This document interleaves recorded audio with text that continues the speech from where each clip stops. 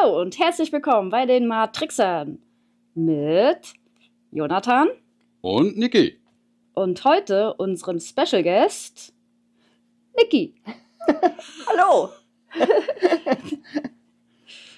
Ja, wir sitzen heute in Los Angeles bei Niki zu Hause, weil wir kennen Niki schon seit vielen Jahren, ist sogar schon seit über 20 Jahren. Und wir haben gesagt, irgendwann kommen wir mal bei ihr vorbei und machen mal ein Video mit ihr, weil Niki hat auch einiges zu berichten, was sie so erlebt hat in ihrer spirituellen Arbeit, und dachten, ja, vielleicht können wir da mal ein bisschen darüber reden, wie das so alles bei ihr ausgesehen hat, was sie für Erfahrungen gemacht hat. Und gelegentlich machen wir eben solche Interviews, wie beispielsweise das Interview mit Marcel und Akura. Das war ja auch ein interessantes Interview, und da dachten wir, ja, da können wir doch mal ein nettes Interview machen. Ja. Und in dieser Hinsicht haben wir uns dann heute bei Niki aus Los Angeles getroffen und dachten uns, da befragen wir sie doch mal, was sie alles so erlebt hat. Ja, wenn ihr schon hier seid, bin ich jetzt dran. Also erstmal muss man natürlich sagen, ohne Lehrer würde es nicht gehen. Und der Lehrer ist der Jonathan und dann später die Niki. Ich hab überlegt, also ich kenne dich jetzt schon seit 26 Jahren. Wir haben uns damals über das Internet kennengelernt, weil ich unbedingt außerkörperliche Erfahrungen haben wollte. Und dann kam das Internet halt gerade so auf und der Beste war Jonathan.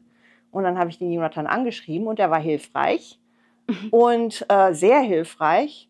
Und ich habe versucht, nochmal nachzuvollziehen, wie lange es wohl gedauert hat, bis ich es gelernt habe. Und ich meine, ich habe 2 Jahre gebraucht.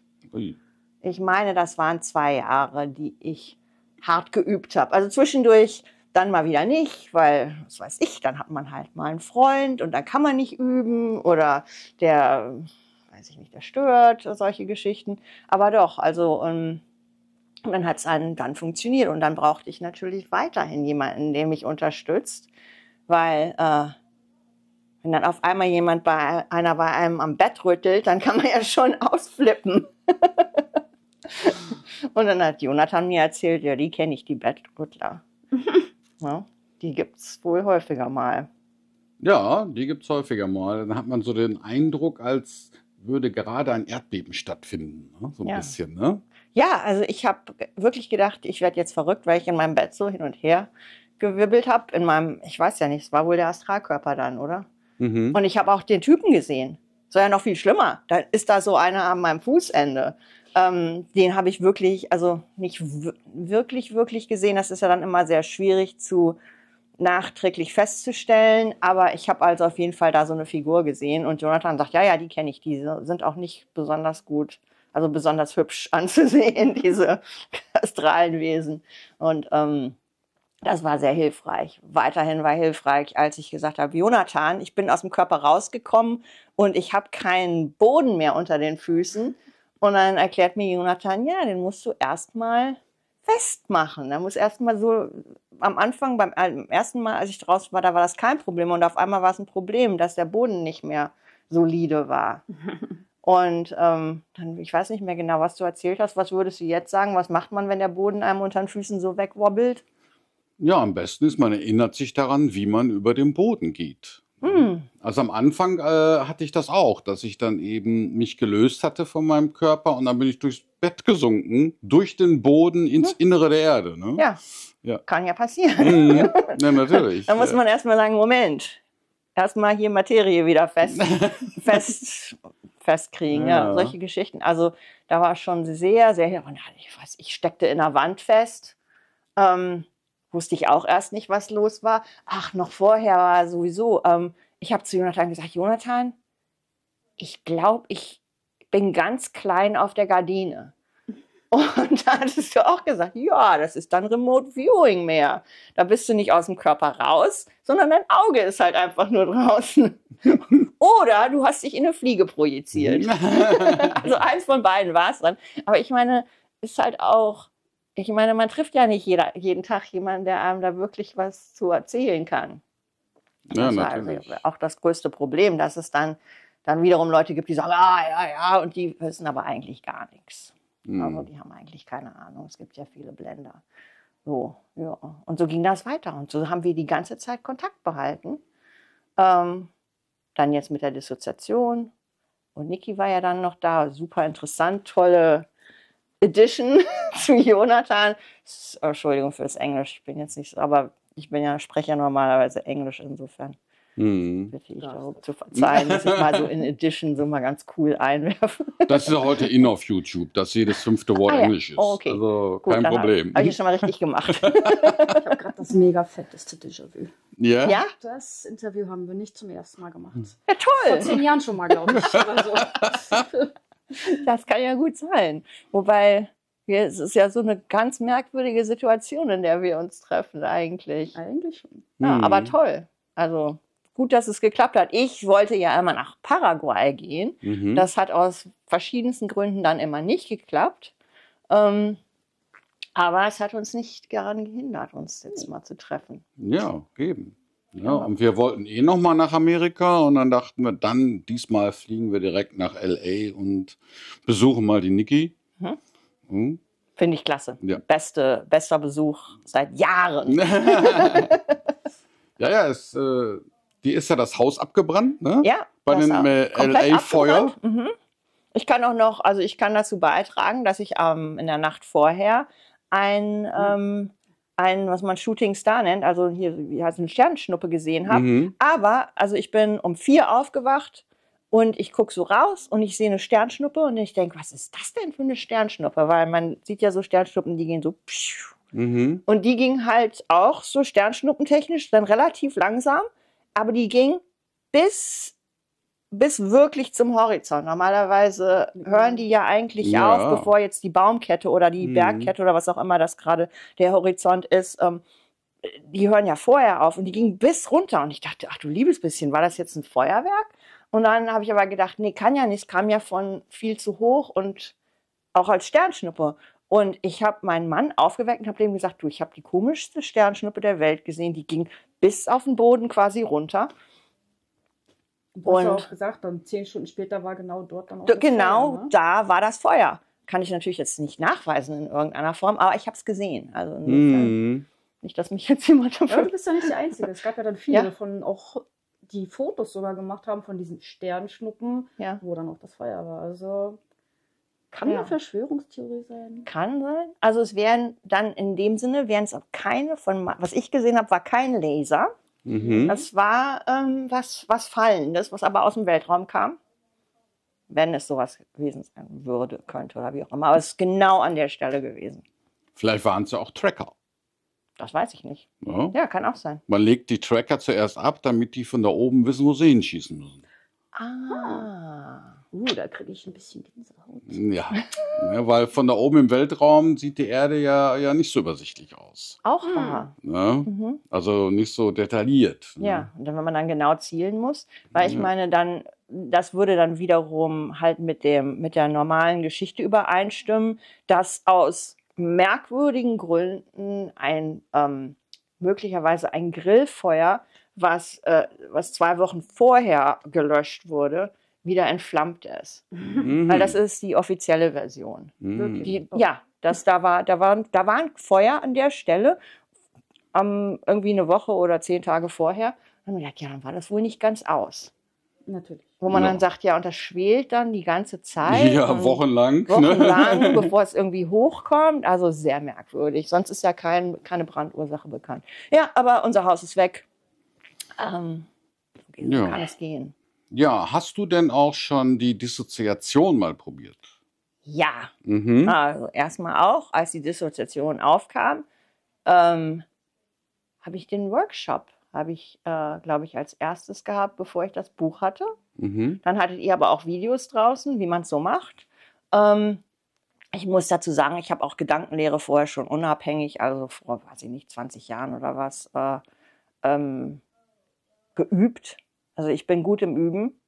Wenn jetzt jemand irgendwie sagt, ja, wie kann sie das denn oder so? Also ich muss wirklich sagen, wenn ich das will, dann übe ich auch. Und dann, oder ich setze mich auch wirklich lange hin. Ich habe auch stundenlang in der Dunkelkammer verbracht, um zu gucken, was passiert. Leider ist er dann irgendwann bin ich tatsächlich geswitcht mal. Aha. Und da bin ich dann, das war das Schlimmste, was mir das ist eine schlimme Erfahrung. Also, ich habe tierisch Angst gehabt. Ich saß im Dunkeln und habe so vor mich hingeommt oder ich hatte irgendwie so ein Mantra drauf.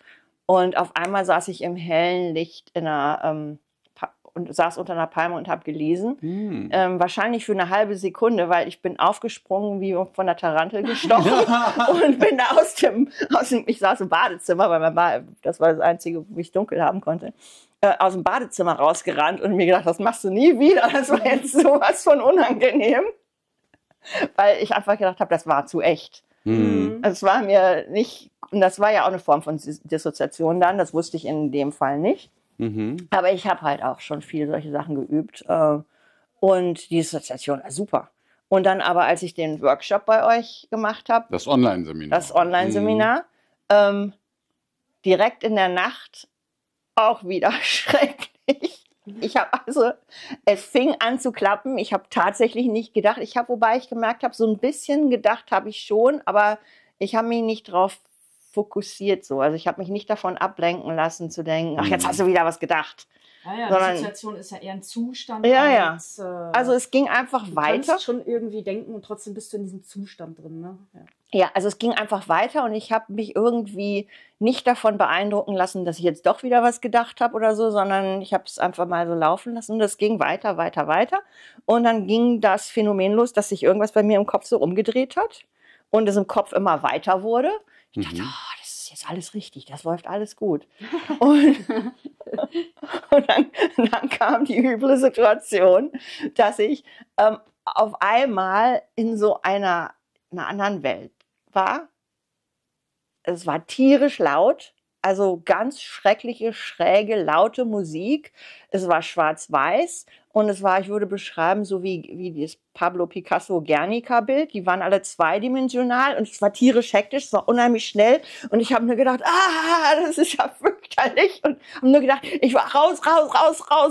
Und das war mir schon zu lange, dass ich da jetzt drin war. Bin dann wieder rausgekommen und habe mir auch gedacht, es funktioniert ja wunderbar. Also aber es hat dich nicht abgehalten, um weiter. Nein, natürlich nicht, weil ich meine, das war jetzt, denke ich mal, Zufall, dass ich da irgendwo gelandet bin. Ich weiß ja nicht wo. Nur gedacht, also wenn es eine Hölle gibt, dann war das wahrscheinlich. Ja. Und hast du auch NPCs mal wahrgenommen, also Statisten? Ja.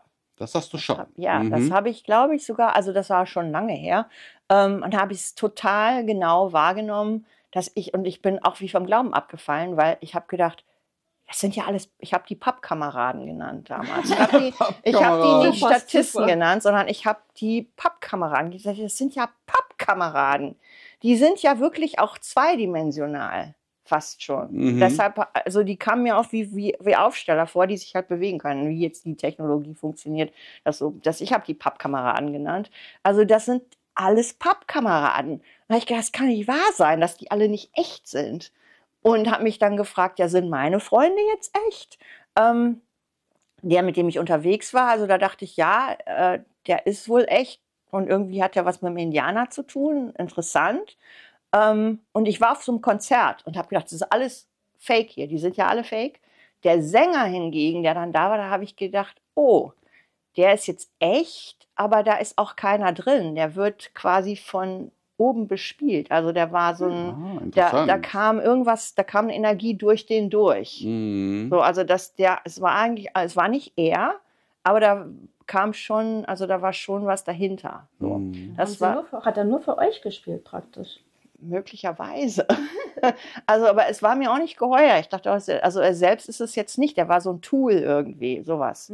Das weiß ich jetzt auch nicht, wie man das jetzt kategorisieren würde. Und ich habe mir auch gedacht, ja, Wahnsinn, das ist auch, weshalb der singen kann. Das ist der gar nicht selber. Also der hat tierisch Energie gehabt beim Singen, sonst eher nicht, denke ich mal. Ich weiß nicht mehr, wie der hieß, aber ich kannte den. Also so war so ein lokales Konzert. Der war ansonsten kein besonderer Mensch, aber singt schon. So, ja, da habe ich gedacht, ich werde nicht mehr. Also das fand ich eigentlich auch keine besonders tolle Erkenntnis. Aber umso besser, wenn ich nicht die Einzige bin, die das dann jetzt so sieht oder feststellt. Nee, inzwischen ist das ja, wenn man das so beobachtet, voll Mainstream. Jetzt mit den Statisten, jeder sagt, ach, das ist ein NPC oder Statisten, sogar Elon Musk, der hat es auch schon seit Jahren, oder? Mit den NPCs und Statisten, also ist jetzt schon fast gang und gäbe. Ja, also bei mir war das Neujahr, deshalb, also es war entweder Neujahr 2002 oder 2003. Das ist schon eine Weile her. Das ist eine Weile her, also da hat das irgendwie noch keiner so richtig gesagt. Aber war halt so. Konnte ich ja nicht ändern. Ja, du hast doch bestimmt zuerst von den Statisten gehört, von den NPCs. Und was hast du darüber gedacht, als du sie noch nicht wahrgenommen hast? Konntest du dir vorstellen, dass die existieren? Nee, es war ja andersrum. Ich habe es ja gesehen, bevor ich davor gehört habe. Ach so, okay. Ja, und ich fand es ja irgendwie gruselig. Und dann habe ich auch gedacht, naja, liegt wahrscheinlich an mir jetzt. Irgendwie bin ich jetzt so ein bisschen verrückt oder so. Also das ist ja sowieso dann die Frage, inwieweit ist man denn jetzt verrückt oder nicht verrückt? Und ich denke, ich bin's nicht. Naja, also und ich denke, ihr seid auch normal. Insofern. Ja, es gibt also Hunderte, die unser Seminar spirituelle Dissoziation gemacht haben.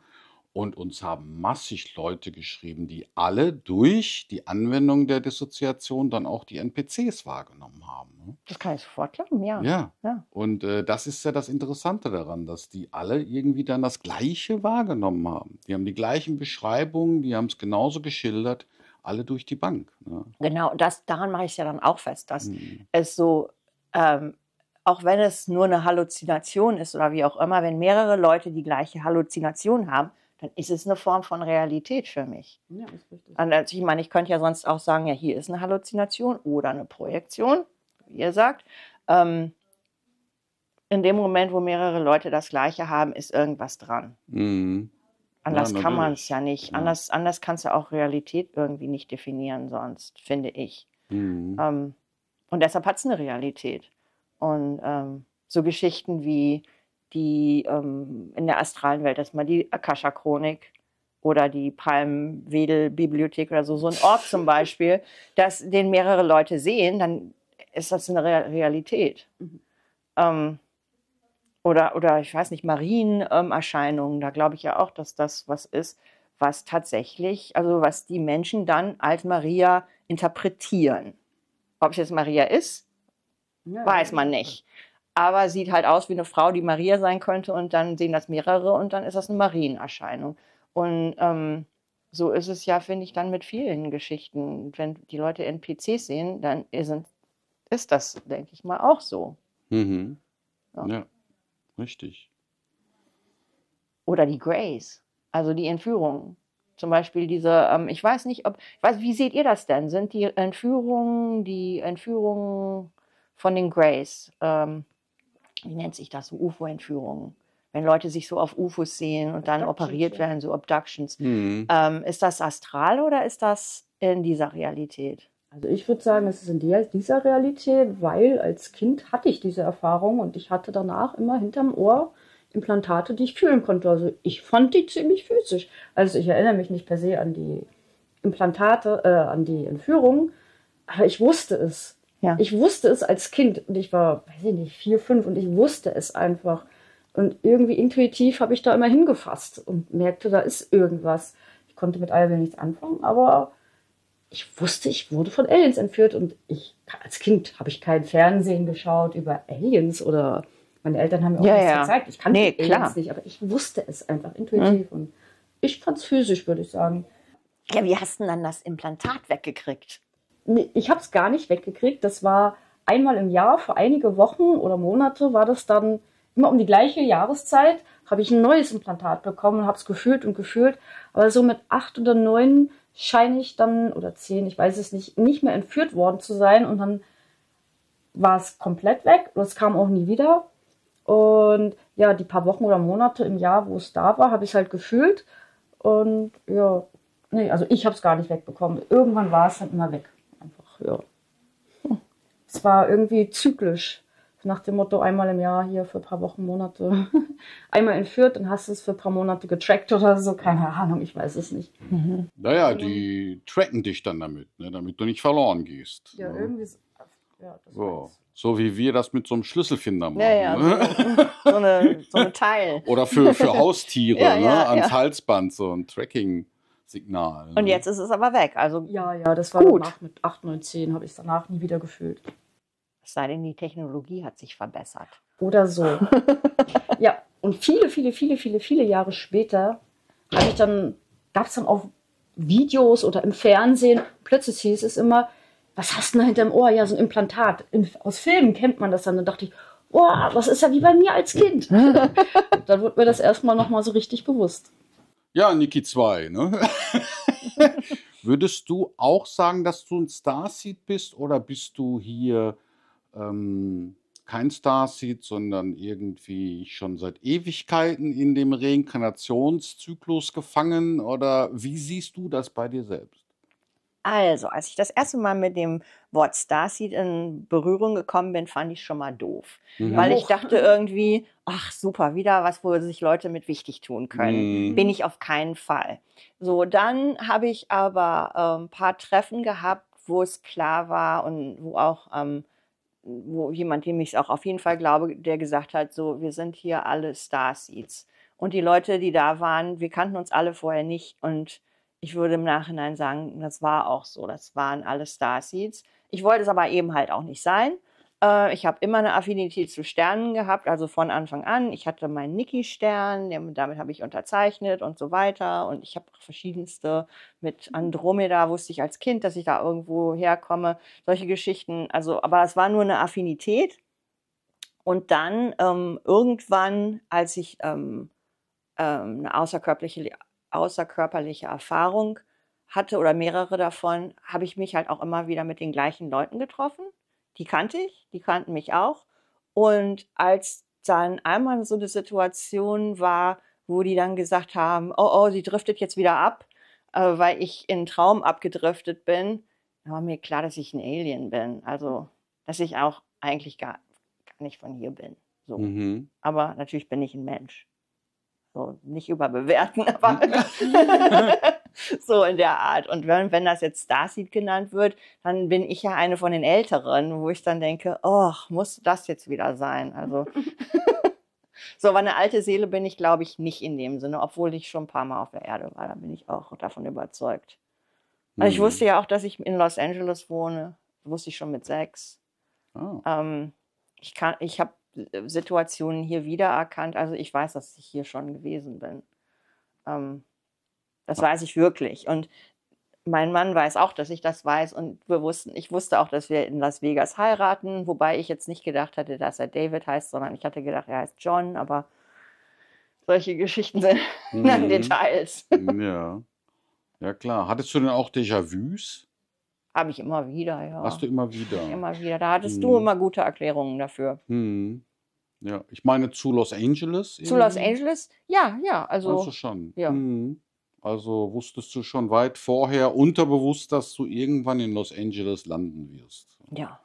Ja. Und dann, ich wusste, ich habe dann, da hatten wir neulich drüber geredet, ich habe einen Supermarkt wiedererkannt, von wo ich auf Reisen war. Das war noch lange, bevor ich überhaupt hier hingezogen bin. Oder das heißt 5 Jahre vorher, bevor ich umgezogen bin. Aber ich wusste da ja gar nicht, dass ich mal umziehen würde. Da war ich dann im Supermarkt und ich habe mir nur gedacht, ja, den Supermarkt hier kenne ich ja. Und den fand ich auch toll. Und es ist dann tatsächlich mein Supermarkt geworden.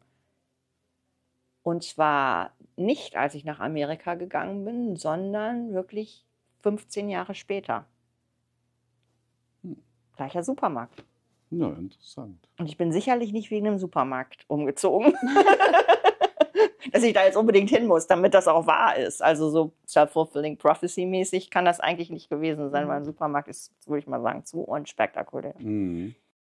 Ja, viele sagen ja auch, dass Leute, die herausgefunden haben, dass sie Starseed sind, also Aliens oder Außerirdische, die sich hier in die Matrix eingeklinkt haben, à la Neo aus dem Film Die Matrix, ne? Einmal mal verbunden und zack, ist man drin mit seinem Bewusstsein. die sagen ja oft, dass sie auch Frequenzprobleme haben. Hier in der Matrix. Also das haben wir bei uns auch festgestellt, dass wir an bestimmten Orten dann merken, dass die Frequenz nicht unserer Frequenz entspricht und dass es uns dann da nicht gut geht. Ne? Weil aus unserer Sicht die Frequenz irgendwie zu niedrig ist oder zu dicht, könnte man auch sagen. Auch bei Nahrung. Ja, man reagiert deutlich sensibler dann auch. Ja, bei Nahrung kann das auch vorkommen, dass du dann irgendwelche Nahrung zu dir nimmst, die irgendwie viel dichter ist oder vom Gefühl her und man dann auch so kleine Wehwehchen bekommt. Ne? Ja, also Essen ist ja sowieso eigentlich nicht was man so, also zumindestens ich, eigentlich natürlicherweise esse ich ja nicht. Also ich glaube nicht, dass ich als Alien essen würde. Das machen nur die Menschen. Ich wäre jetzt jemand, der eher mehr Lichtesser ist oder sowas. Ach so, aha. Ja. Insofern ist Essen als solches schon mal gar nicht richtig. So, das ist schon mal von vornherein eher, ich meine, ich esse gerne. Ich habe jetzt nichts gegen Essen, sieht man. aber also wenn du mich so fragst, finde ich jetzt Essen keine logische Geschichte, dass man das tut. Also das wäre für mich eher ein energetisches Essen und dann würde ich darauf verzichten. Also ich würde auch keine Tiere oder Pflanzen. Ich meine, die Leute wollen immer keine Tiere töten. Für mich ist Pflanzentöten genauso schlimm. Ganz exakt genauso. Ist überhaupt kein Unterschied. Deshalb kann ich leider jetzt auch nicht sagen, ach, ich ziehe mich jetzt auf Pflanzennahrung zurück, weil das eigentlich fast schlimmer ist für mich. Ich fühle mich Pflanzen mehr verbunden als Tieren noch. Und auch, ich habe auch ein Pflanzenbewusstsein. Also ich sehe das Pflanzenbewusstsein als absolut gleichwertig zum Tierbewusstsein. Ja, die sind halt nur viel langsamer. Naja, manche sagen ja auch, für ein veganes Essen muss man ein ganzes Feld mähen und tötet dabei Hunderte von Kleintieren. Hasen, Vögel, Schnecken, Mäuse, alles. Und bei Fleisch tötet man halt eine Kuh und fertig. Ne? Ja, also es ist so, es gibt für alles immer für und wider an Argumenten. Ja. Ja. Ja, und ja, das hat alles immer so einen Hintergrund. Da sind meistens irgendwelche Absichten dahinter, irgendwelche Agendas, die ich dann auch, Gott sei Dank, bei Jonathan immer wusste, der ist immer offen und Niki ja auch, sich da nie irgendwo davon beeinflussen zu lassen. Was ich immer großartig finde und fand. Ja.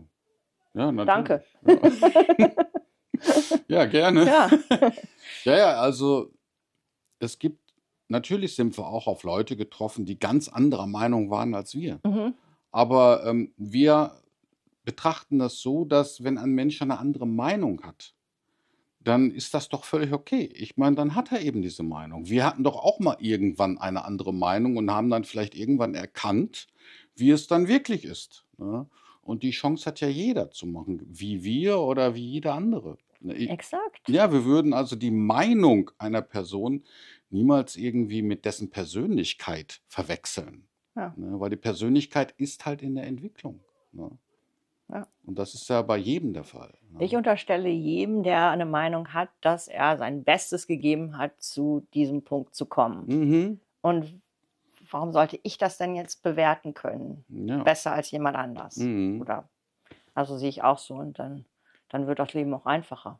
Ja, natürlich. Ja, also ich meine, das sind ja so witzige, Ist witzig, ja. witzige Effekte, wo selten drüber geredet wird. Also ich habe total die Klopapiersensitivität.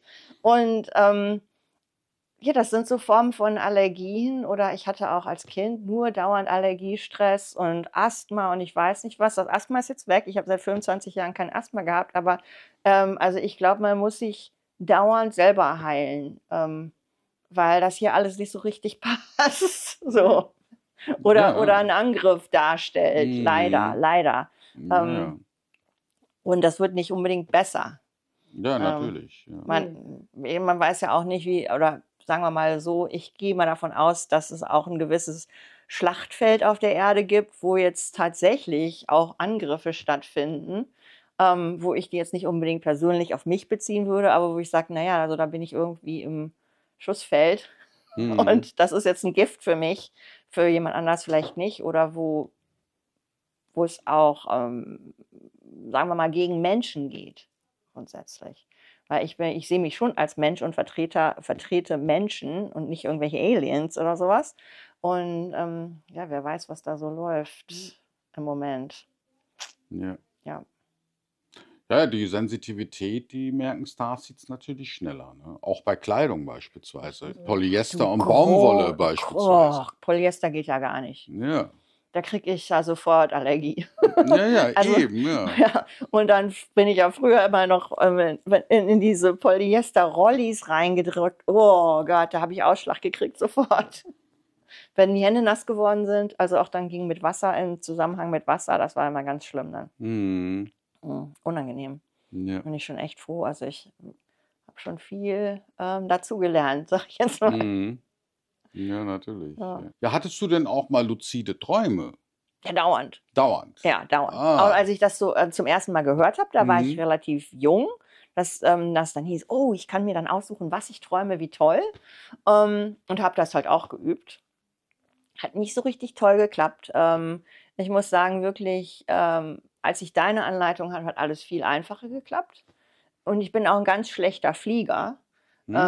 Und jetzt mache ich das in den Träumen mal so, in dem Moment, wo ich merke, okay, es könnte ein Traum sein, renne ich sofort zum Fenster und springe da raus. Und dann fängt man ja an zu fliegen. Auch als schlechter Flieger fängt man zumindest an zu fliegen. Mhm. Und da ist ja auch eine Wahrheit drin, dass ich versuche mich auf den Boden zu werfen. Mhm. Das ja auch nicht geht. Ja. Man hovert ja so hoch dann. Mhm. Und dann ist für mich die Luzidität sofort da und dann überlege ich mir, was machen wir denn jetzt? Mhm. Ja, natürlich, ja. Ja, im Traum, da lernt man ja auch NPCs wahrzunehmen. Ja, im Traum. Gut, dann gibt es diese Träume, wo es nicht so klar ist man jetzt außerkörperlich oder im Traum. Ich bin immer geneigt, eher zu sagen, es ist ein Traum und ein luzider Traum, mal konservativ bleiben hier, dass man diese Zombies sieht. Also so Leute, die auch außerkörperlich sind. Aha.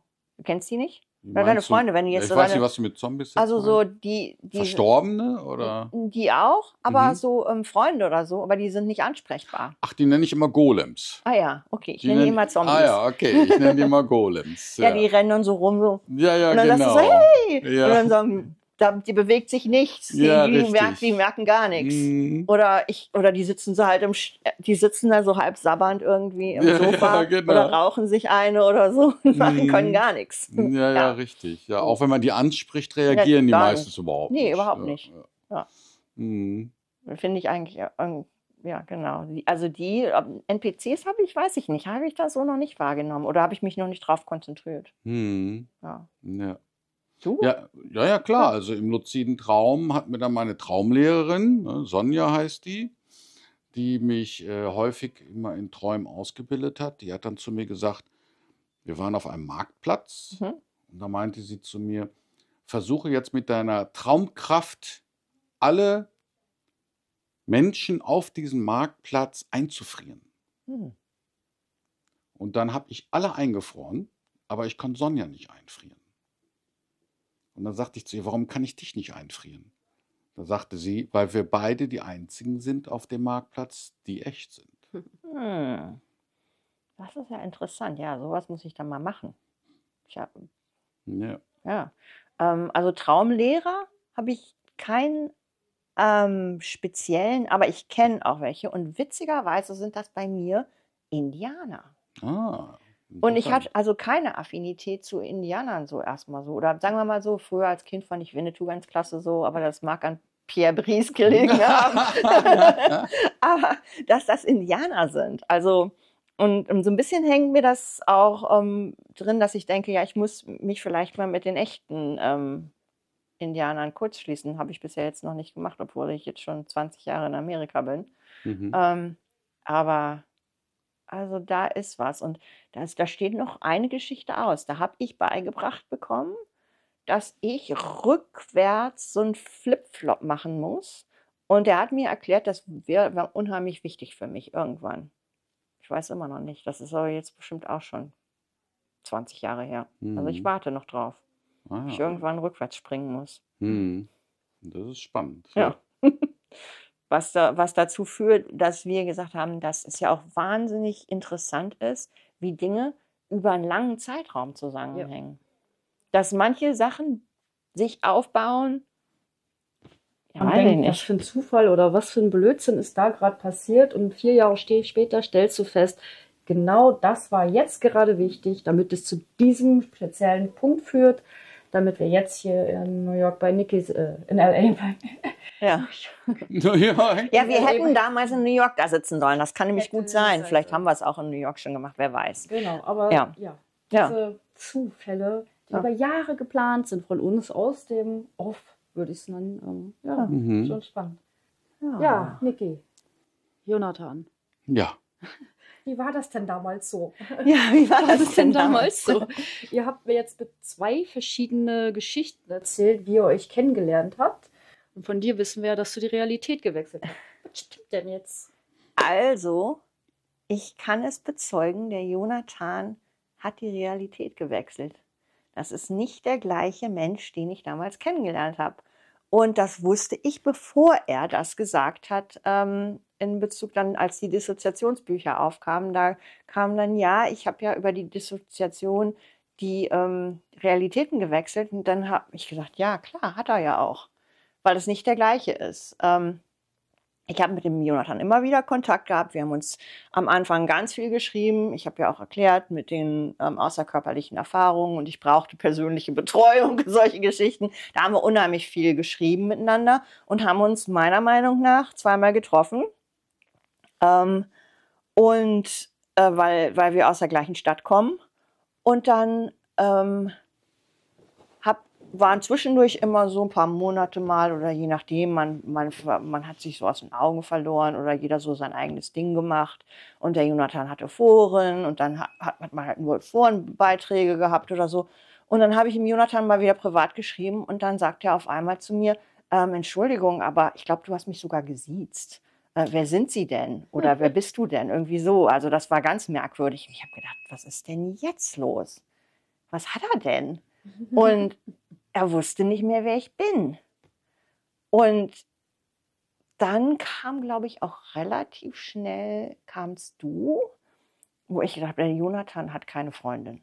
Also das wäre jetzt völlig untypisch, weil Jonathan war, ja, so, also war ein Einzelgänger. Ein ganz klarer Einzelgänger und auch bekennt. Da gibt es nichts mit. Also ich glaube, du hattest nie eine Freundin. Vielleicht hattest du eine Freundin oder so, aber das war auch kein Thema. Das war also irgendwie, ich habe zu David, meinem Mann, gesagt, er war so wie Jan van Helsing, das ist dieser Vampirjäger. So ein Typ war das. Also so ein Vampirjäger, so im langen Mantel und komplett irgendwie, ja, gar nicht aus dieser Welt. Und ich meine, Jonathan hat mir damals schon erzählt immer, ich sammle meine Seelenbestandteile ein und dann bin ich hier weg. Und ich habe mir dann gedacht, ja, vielleicht hat er es geschafft, vielleicht ist er weg. Und dann kam das Buch. Und da stand dann drin, oder du hast dann, als ihr die Videos gemacht habt, hast du dann erklärt, ja, ich bin dann damals geswitcht. Und dann war die Sache für mich klar. Und ich so, boah, ich kenne ihn, bevor der geswitcht ist. Ja, genau. Du bist also, ich meine, da sind irgendwie so Überlappungen, aber es ist, ich bin der vollen Überzeugung, dass du ein anderer Mensch bist. Entschuldigung. Nö, ist okay. Und man geht ja. Ich brauche den richtigen Jonathan. Ja. Ja, da war also ein anderer Bestandteil oder so. Also wirklich Charakter oder Persönlichkeit war anders. Also auch nicht so nett. Mhm.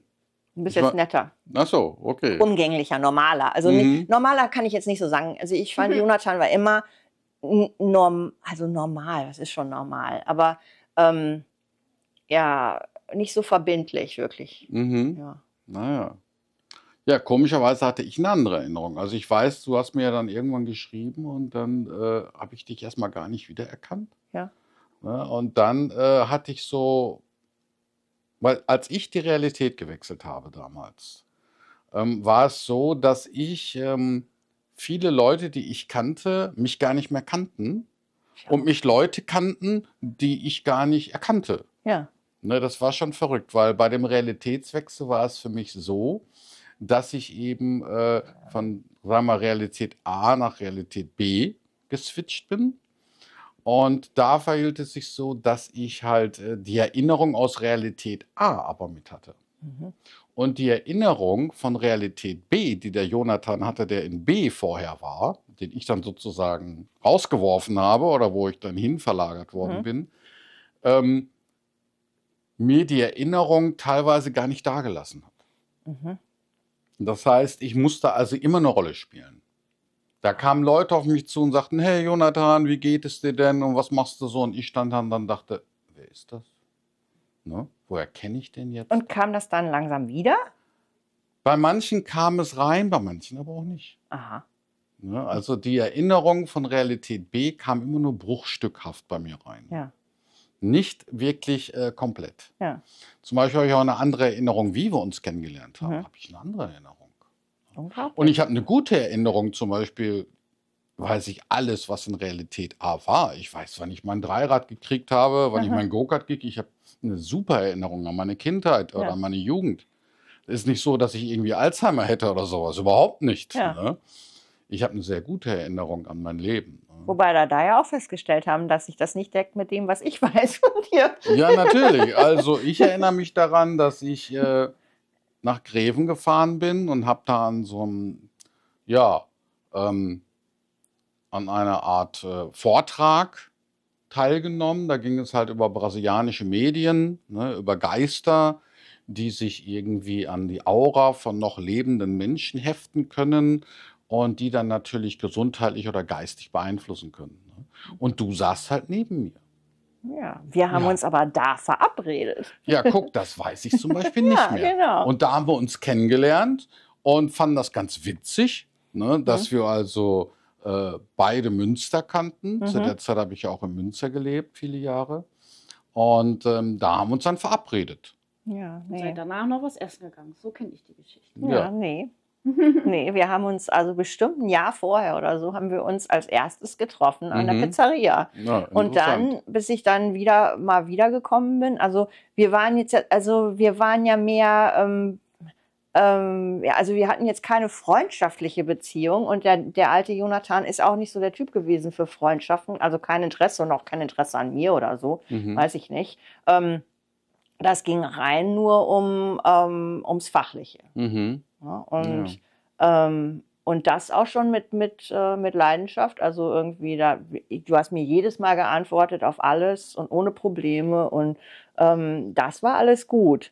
Aber dann haben wir einfach gesagt, ich komme halt mal wieder nach Münster. Ich hatte hier Highschool Reunion, wie heißt das? Abi-Treffen. Und deshalb weiß ich das Jahr halt auch noch, sonst würde ich auch nicht mehr wissen. Weil für mich sich auch die Zeiten immer so verschieben. Also ich glaube, das ist auch eine Sternsaatgeschichte, dass man die Zeiten immer nicht mehr weiß. Aber und da haben wir uns zum zweiten Mal getroffen und haben uns in Greven verabredet. Ja. Interessant, ja. Interessant, dass es bei mir anders reingekommen ist. Ne? Komisch. Anscheinend in einer anderen Reihenfolge. Vielleicht habe ich es nicht richtig sortiert in der Realität. Ne? Das ist alles gut möglich. Nee, weil ich meine, ich weiß dann halt nicht mehr, weil du hast gesagt, du bist mit dem Fahrrad noch nach Hause gefahren und ich habe überlegt, habe ich dein Rad in den Kofferraum gepackt, aber wahrscheinlich auch nicht. Also das wäre was, also kann ich mich auch nicht mehr wirklich dran erinnern, das wäre logischerweise so gewesen.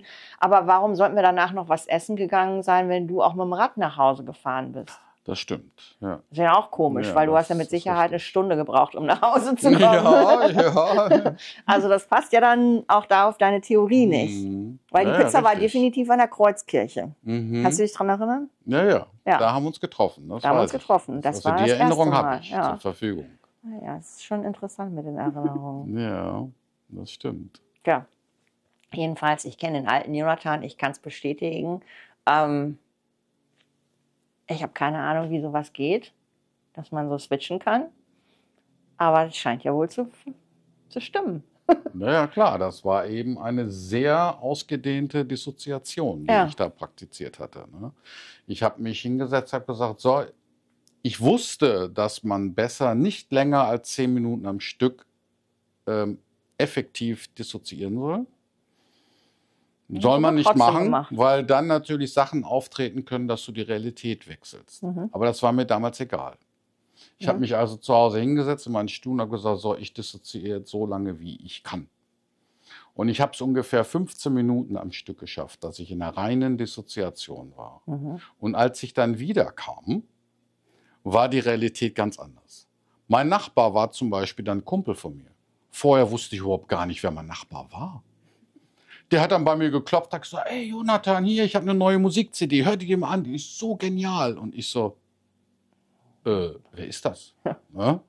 Und dann hat er mir die CD geliehen und ich habe mir dann seine CD, seine Musik angehört und so. Ne? Oder wenn ich durch die Stadt gegangen bin, haben mich Leute gegrüßt, wo ich dachte, wer ist das? Ne? Oder ich habe Leute gegrüßt, ja, wo ich wusste, die kannte ich. Und die haben mich dann so angeguckt, wie, was will der denn von mir? Ja? Ja, das ist eigentlich sehr schrecklich. Ja, also solche Geschichten sind da aufgetaucht. Ne? Ja.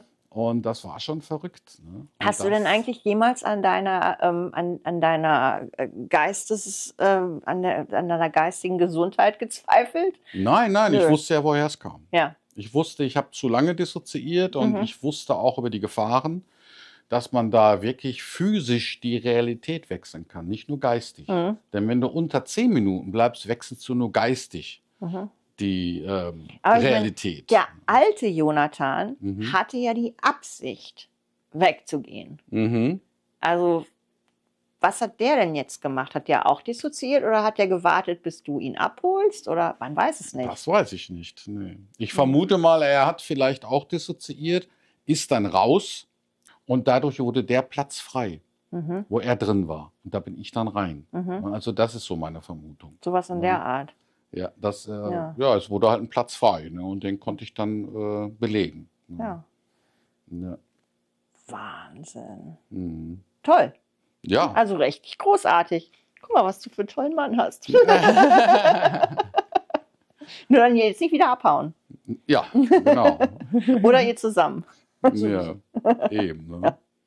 Ach, wie Ja, schön. ist schon interessant, weil Niki und ich haben ja herausgefunden, dass wir so bis 2038, 39, maximal 2040 hier in dieser Realität bleiben werden, weil dann unser Programm in der Kryokapsel auf unserem Raumschiff nämlich abläuft. Ja, pass auf, dann wissen wir doch schon, wie es läuft. 42 oder 43 oder 45 sitze ich dann mit den Neuen hier und sage, du pass mal auf, ich kann bezeugen, dass das andere war damals. Ja, der Vorteil ist natürlich, dass wir uns schon seit so vielen Jahren kennen. Ne? Ja, das ist natürlich der Vorteil. Und dadurch hast du natürlich einen größeren Überblick als die meisten Menschen, die ich so kenne. Ja. Ja. Ja, müsste man mal gucken, wer sonst noch so alles da ist aus deiner Vergangenheit. Naja, klar. Und was die so sagen. Weil ich meine, das kommt ja dann auch noch dazu, dass im Nachhinein sowas gerne rationalisiert wird. Also zumindest der alte Jonathan hat mir das immer beigebracht. Er hat immer gesagt, du musst das dir merken, weil dein Geist wird sich das so stricken, dass das alles wieder zusammenpasst und dann doch nicht echt war. Ja, korrekt. Also das ist halt das, wo man sich dran festhalten muss. Kannst du dich noch daran erinnern, an Memento, den Film Memento? Ja. Ja, weil also der alte Jonathan hat gesagt, es ist quasi wie in dem Film. Du musst dir das quasi antätowieren, wie die echte Vergangenheit oder wie das ist. Also sonst vergisst man es oder man strickt sich halt um, oder? Ja, der Film Memento ist schon eine gute Symbolik, ne, dass wir eigentlich ein Gedächtnis haben, das immer Lücken aufweist. Und der Verstand ist eben darauf programmiert, alles zu rationalisieren, wie du sagst, schon, ne? Und natürlich die Lücken zu füllen. Ja. Und es gibt eine Menge Lücken in unserer Erinnerung. Und das ist uns gar nicht so bewusst. Ja, oder es irgendwie passend zu machen. So, ach, war doch nicht echt. Ja, ist genau. doch nicht so passiert. Und ja, sicherlich, man kann ja mal unterschiedliche Erinnerungen haben. Das heißt ja nichts. Also so dieses. Ja, richtig. Oder das haben wir gerade irgendwie ein bisschen abgedreht. Ist aber nicht so. Ja. Ist genau wie bei dir. Ich meine, man könnte ja auch sagen, ach ja, als Kind sich mal hinterm Ohr irgendwie so einen Pickel gehabt oder so. Ja, so kann man das runterrechtfertigen. Ja, so wird das dann, das wird ja dauernd gemacht. Ja, und die NPCs sind ja da ganz groß drin. Ja. Ja, das ist ja quasi ihre Aufgabe. Ja, du sagst dann, das war nichts. Da hast du, ich weiß noch genau, hast dich hinterm Ohr gestoßen und da war da so eine Beule. Fertig. Ja, jedes Jahr zur gleichen Zeit. Für die gleiche Zeit. Ja. Ist halt so. So, und so wird man, also Gaslighting ist das ja auch eigentlich. Ja, richtig. Ja, der Verstand gaslightet uns eigentlich ständig. Ne? Und die NPCs. Und die NPCs, Die ja. leben uns vor, wie wir leben sollten. Ja. Ich meine, es hat ja auch Vorteile. Ne? Also die NPCs können uns zum Beispiel auch vorleben, dass man alles essen kann. Sogar Aluminium und es macht nichts. Ja, Ne? genau. Ja, oder man kann auch bei 0 Grad draußen mit dem T-Shirt rumlaufen. Ne? Macht Und auch nicht nichts. Und nicht frieren. Ja. Ja, stimmt. Manche können wirklich einiges. Ja. Ja. Richtig. Wobei, wir können mehr. Ja. Ja. Ja, natürlich können wir viel mehr, aber das ist uns eben nicht so unmittelbar bewusst. Ne? Da scheint es ja darum zu gehen, dass man sich Ja. da wieder bewusst wird Mhm. oder auch allen anderen, die eventuelle Fähigkeiten haben, dass die auch anerkennen als solche. Mhm. Ja, Großes richtig. Thema. Mhm. Ja. Zum Beispiel Telepathie. Oder Channeln. Oh ja, das denke ich ja zum Beispiel, weil wenn du Flux befragst, ich sitze dann vor dem Video, gucke mir das an und habe immer vorher dann schnell die Antwort und dann wieder das Gleiche gewesen. Jetzt hast du aber gesagt, Flux arbeitet nur mit dir zusammen. Und ich habe dann gefragt und habe gesagt, ja, das stimmt. Der arbeitet nur mit dir zusammen. Und dann habe ich gedacht, ja, wie kann er denn dann mit mir zusammenarbeiten, wenn ich es auch weiß? Logisch, ich channel einfach dich. Ja. Oder du hast natürlich vielleicht deinen eigenen Seelenkomplex, der mit Dass er das Gleiche dir sagt? arbeitet. Ja klar, warum sollen die Kann natürlich sein. unterschiedliche Warum Sachen sollten die sagen? unterschiedliche Sachen sagen? Oder du chillst mich. Ja, ich glaube, ich channel dich. Auch eine Idee, ja. Wobei ich ja auch nicht. Ich meine, es ist ja merkwürdig. Ist ja eh alles connected und telepathisch. Ja, aber manchmal klappt es besser als bei anderen Sachen oder bei anderen Leuten. Oder sagen wir mal, mit NPCs klappt es vielleicht auch gar nicht. Ja, wahrscheinlich nicht. Wahrscheinlich Da ist nicht. so viel drin. Ja, und wir beide, ich habe, als wir uns getroffen haben, was habe ich gesagt? Explodieren wir jetzt? Und warum habe ich das gesagt? Ja, gleiche Überseele, würde ich sagen. Weil wir beide den gleichen Namen gewählt hatten. Ach so, okay. Hm? Ja, sehr merkwürdige Geschichte, ne? Ja. Also wir sind beide Nicky York gewesen. Also ich bin immer noch Nicky York, aber Ich habe das viele Jahre gehabt und wenn ich mich irgendwo anmelde, bin ich immer noch Nicky York. Ich mache es jetzt halt nicht mehr so öffentlich oder so, aber schon immer Nicky York gewesen. Ja. Interessant, ne? Weil wer gibt sich erstens diesen Namen und zweitens auch so gleich geschrieben ja. und dann treffen sich ja noch zwei, die genauso heißt oder sich genauso benannt haben halt. Ich meine, ist ja schon sowieso komisch, sich einen anderen Namen zu geben. Ja, eben, ne? Aber Ich meine, gut, bei mir war es dann, ich bin nach Amerika gezogen und das war einfach leichter auszusprechen. Aber du ich heißt aber hätte, eigentlich auch ganz anders. ja, aber ich hätte mir ja auch jeden beliebigen Namen geben können. Die LA.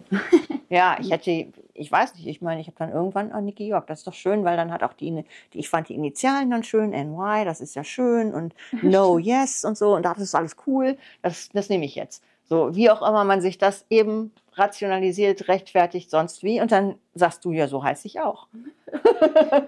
Ja, ich habe mich damals so benannt, weil ich immer nach New York wollte und New York voll geliebt habe. Deswegen eigentlich. So habe ich es mir gerechtfertigt dann. Ja, und da haben wir uns ja auch getroffen, wie du vorhin dich versprochen hast. In New York, ja. Ja, wer weiß. Sehr gut, sehr gut. Ja, so ist das dann irgendwie. Ja, sehr interessant. Ne? Also das fand ich immer schon faszinierend, dass du den gleichen Namen hast und wir uns dann auch zufällig kennen und oder Ja, nicht kennen, wie auch immer. Ja, wie hoch ist die Wahrscheinlichkeit? Ja, die Wahrscheinlichkeit ist sehr gering. Ja, eben. Also deshalb, Ja. also das kann dann auch keiner irgendwie mehr abstreiten. Das Einzige, was sie sagen können, ist dann, ach, die hieß ja gar nicht so. Ja. Ich meine, ich habe immerhin meinen Facebook-Account, aber bei dir könnte man sagen, ach, so hieß die nicht. Mhm. Und dann, ich kann dann sagen, ja, ich hatte auch den Namen Shiva schon, aber mit ihr Shiva, aber dann kann ich ja sagen, ach, das hat die jetzt nachträglich sich erfunden. Mhm. Ich habe bestimmt noch Accounts mit Nicky York, da bin ich mir ganz sicher. Ich habe einige. Hattest du eigentlich auch mal Cassandra? Cassandra, nee. Okay, das hatte ich mal. Ah, Dann hatte ich mal in der Szene, in der spirituellen Szene, da hieß ich, da ja. hatte ich meinen Namen Cassandra. Nee. Nur Shiva und Nicky York. Okay, gut. Also, sieht man, wir sind zwei verschiedene. Ja, interessant, dass du auch die Shiva dann Ja. benannt wurdest. Ich Ja. weiß es nicht. Genau, so, man weiß es nicht. Aber was steckt schon im Namen, nicht? Was für zufällige Zufälle. Ja, allerdings. Ne? Ja, Niki, du lebst ja jetzt hier in LA und was erlebst du gegenwärtig denn so für Erfahrungen, paranormale Erfahrungen oder mentale Erfahrungen? Ja, also im Moment Mhm. ich habe in letzter Zeit wenig geübt, muss ich mal sagen. Wegen der ganzen Umstände mit dem Feuer und so. Ja. Ich meine, ansonsten ist es Bestandteil meines Lebens. Ich bin aber sonst eigentlich mehr so undercover, würde ich mal sagen. Ich habe es also jetzt lange nicht an die große Glocke gehängt. Mache ich aber jeden Tag, also eigentlich, was auch immer ich so mache. Arbeiten. Ja. Gedanklich arbeiten. Mhm. Ja, Niki, wir können stundenlang quatschen, was wir auch schon die letzten Tage gemacht haben. Aber wir wollen ja jetzt irgendwann mal zu einem Ende kommen. Was sind deine 3 spannendsten und coolsten Erfahrungen, Wahrnehmungen, Erlebnisse, die du hattest? Weil ich so viele habe, weiß ich nicht, ob ich jetzt die coolsten finde. Die allercoolste Erfahrung in puncto menschliche Kapazität ist wirklich die Wahrnehmung von Zeit als Raum. Das ist mir passiert, als ich dissoziiert habe, ohne zu wissen, dass ich dissoziiert habe. Ich saß im Wartezimmer beim Arzt und habe auf meine Mutter gewartet, die beim Arzt war. Und bin halt dann so weggetranced oder was, aber es war eine Form von Dissoziation. Und dann habe ich tatsächlich Zeit, ich stand in der Zeit und die Zeit war ein Raum und das war wie so Türen, aber es waren auch keine Türen, also ich kann es gar nicht beschreiben, wie das war. Portale vielleicht oder Zugänge. Es ist einfach deshalb so unbeschreibbar, weil Zeit ja linear ist. Und wie soll ich das jetzt irgendwie beschreiben, wenn es das nicht ist? Das Einzige, was ich machen kann, ist, dass Zeit, die war um mich rum und quasi, ich konnte die auch anwählen. Also deshalb sage ich Türen, weil ich konnte mich quasi wie so umdrehen und in die verschiedenen Zeitlinien reingucken. Und mir war dadurch also auch eine ganz lange Zeitspanne bewusst. Was merkwürdigerweise, spricht jetzt nicht gerade für mich, ich weiß es auch nicht, es war das Leben Jesu, wo ich eigentlich überhaupt nichts mit zu tun hatte. Das hat mich auch noch mal gerade umgehauen.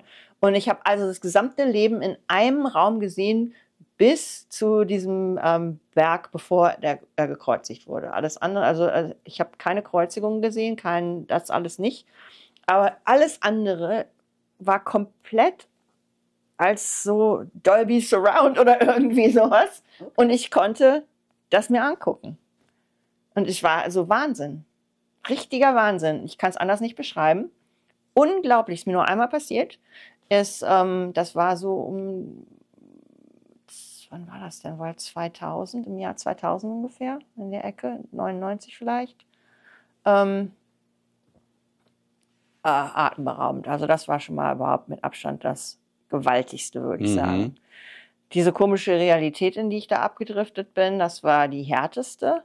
Oh, und dann ist mir noch was Komisches passiert. Das war da haben wir auch noch gar nicht drüber geredet, das war die einzige echte Halluzination, die ich hatte, wo ich dachte, ich will auch nie wieder eine haben. Da kam ein Rauchwesen durch also ich saß an meinem Computer und da war die Balkontür und durch die Balkontür kommt eine Gestalt, eine menschliche Gestalt, männliche Gestalt, aus Rauch rein und dann fallen diese Rauchdinger so zusammen, so tuk, tuk, tuk, tuk, tuk, fällt der Rauch im Boden zusammen und war weg. Abartig. Also sowas Abartiges habe ich nie gesehen, weil ich dachte, das war jetzt echt. Und ich meine, ich wusste selber, es gibt keine Rauchmenschen. Es gibt auch niemanden, der irgendwie durch eine Tür kommen kann. Sowas gibt es nicht. Und dass die dann so komisch zusammenklappt, so tuk, tuk, tuk, tuk, tuk, tuk, und ist weg. Und da war auch kein Rauch im Raum mehr. Ich habe nur gedacht, danke. Also, ich weiß nicht, was es war. Ich weiß wirklich nicht, was es war, aber es ist halt wirklich passiert. Tja. Ja, sehr spannend.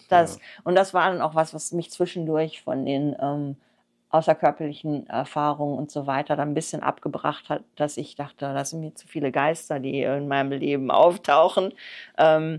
Ich will dann doch lieber nicht so sensibel sein und nicht so viel davon wissen, weil so ein bisschen gruselig sind so gewisse Erfahrungen ja dann schon. Also ich finde schon, man muss eigentlich schon sehr mutig sein. Ja, das ist richtig. Ja, das stimmt. Also man muss schon mutig sein, um sich mit solchen Themen auseinanderzusetzen, dann auch noch praktisch. Ne? Ja. Theoretisch macht es immer Spaß, man hat viel zu philosophieren, mit anderen zu sprechen, aber wenn es an die Praxis geht, da gehört schon eine Portion Mut dazu. Ja. Ja, ich meine, es fängt ja mit außerkörperlichen Erfahrungen Ja, an. Wenn es klar. auf Ja, einmal laut natürlich. wird und du denkst, das gibt's doch nicht, wo kommt das Geräusch her? Ja, richtig. Oder die Angst. Ach. Mhm. Aber was man nicht alles tut, der Forschung halber. Ist schon so, ne? Also, das ist schon, Was man schon alles so macht. Mhm. Ja. Ja, Aber sehr spannend ist es doch. Und weitermachen bitte, hä? Ja, genau. genau so. Hast du den Zuschauern noch eine Botschaft zu überbringen zum Abschluss? Ja, ich kann auch wirklich sagen, jeder, der bei euch reinhört, der macht's richtig. Hm. Ich habe mich ja mit vielen, vielen, vielen verschiedenen Menschen, Spirituellen und Lehrern und in allen Richtungen beschäftigt. Und es gibt erstmal immer wahnsinnig viele, die unheimlich viel behaupten. Und wenn man dann da mal nachguckt, dann war es dann doch nichts. Oder mehr heiße Luft. Oder also gerade auch bei den außerkörperlichen Erfahrungen. Dann, ich erinnere mich so an einen, da habe ich der sagte dann in meinem Raumschiff und dann mache ich dies und das und dann habe ich dann nachgefragt und dann kam dann irgendwie, ja, das muss man übertragen sehen. Ich dachte, nee, ja, okay, also war es alles dann doch nicht echt so. Und ja, die Galaktische Föderation, das sind alles meine Freunde und wenn du dann so nachfragst, dann kam da nicht viel. Dann war das so, ja, habe ich mir so irgendwie so ausgedacht. Und also das, dass ihr da echt seid, das ist schon richtig, das ist toll. Ich habe bisher jedenfalls nichts anderes erfahren. Und wie gesagt, es sind 26 Jahre, ich den Jonathan kenne. Niki, wie auch immer lange ihr zusammen seid. Super. Ja. Kein Fehler zu erkennen. Ja, du wohnst ja hier in LA und das ist ja schon so ein bisschen Hotspot. Ja, Ne, ja, hier ist für viel, hier ist esoterische viel, und ja. spirituelle. Ich habe also, es gibt ja auch viele Leute, die viel wissen. Das ist, so ist es auch nicht. Mhm. Ich war, war auf einem netten Workshop, um Kontakt mit Geistern aufzunehmen und solche Geschichten. Da sind schon Leute, die dann auch solche magischen oder schamanischen Geschichten, die da versiert sind und das können. Aber die meisten übertreiben es mit, was sie können. Oder haben viel Ego dabei. Oder viel Show. Oder sind vielleicht auch manchmal gar nicht so klug unbedingt. Also wo man auch denkt, also weiß ich jetzt nicht, ob ich das jetzt so weitermachen würde. Aber ja, und da finde ich also, dass ihr wirklich absolut Nummer 1 seid. Das würde ich allen sagen wollen. Noch sowas wie Weltfrieden und Liebe oder so. Ja, das sowieso. Ansonsten finden wir die Werbung gerade super. Ja, nee, aber es soll ja keine Werbung sein. Soll es ja gar nicht sein. Nee. Sondern also so mehr so, ich lege Zeugnis ab hier. So. Ja, super. Ja. Wenn es dann auch noch Werbung ist, wunderbar. Von irgendwas muss man ja leben. Ja, also. Vielen Dank für das wunderbare Interview, Niki. Danke euch. Hat richtig Hat Spaß gemacht. richtig Spaß gemacht. Ja. Also wir haben es ja auch so spontan irgendwie gemacht. Du klappt das jetzt nicht. Toll, danke. Ja. Ja, super. Dann danke für das Interview und Und ich danke euch. Und wir werden sehen, was in Zukunft so kommt. ja. Ja. Was machen wir jetzt noch? Was machen wir jetzt noch? Was essen gehen vielleicht? Ja, Ja. genau. Dann würde ich sagen, ne? Frank besuchen. Richtig. Ja, toll. Ja gut, dann vielen Dank, Niki, und wir wünschen dir eine schöne Zeit. Ich wünsche euch auch noch eine schöne Zeit, eine gute Ja. Reise. Ja, richtig. Unsere Reise geht ja in ein paar Tagen weiter. Ja, Mhm. ich würde gerne mitkommen. Ja. Genau, kommst in den Kofferraum. Ja, oder ich mache das dann außerkörperlich. Ja, Oder so. Oder genau. Dann kannst du übers Auto hinwegfliegen und uns verfolgen. Ja, so als Drohne. Ja. Niki Drone. Niki Drone, vielleicht mal was Neues. Ja. Ja, meine Lieben, danke, dass ihr zugehört habt und zugesehen habt. Ja, wir hoffen, euch hat das Interview mit Niki 2 gefallen. Und Niki 2. würde ich sagen, bis bald. Ciao. Ciao. Ciao.